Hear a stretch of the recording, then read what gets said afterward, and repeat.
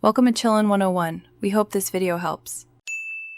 You begin by protecting your data. Backup files to Google Drive or an external USB, and make sure Chrome Sync is on for passwords and extensions. Once that's done, sign out and remove any extraneous profiles so you avoid managed account friction. Now open Settings, go to Advanced, choose Reset Settings, and select Power Wash. Then click Restart to kick off the factory reset. You're starting the process now because it clears user data and returns the OS to a known good state. If Power Wash won't complete or you need a full OS reinstall, make Recovery Media next. On another computer, install the Chromebook Recovery utility, then pick your Chromebook model or type the model string listed on the OS verification screen. Insert a 4 GB or larger USB drive or SD card, write the recovery image, and wait for verification.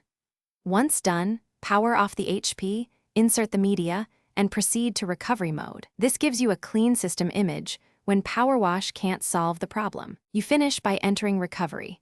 Press ESC plus refresh plus power, follow the prompts, and let the Chromebook reinstall from your USB or SD card. Once the OS is restored, go through the first-time setup, sign into your Google account, and re-enable Chrome Sync so bookmarks, passwords, and extensions return.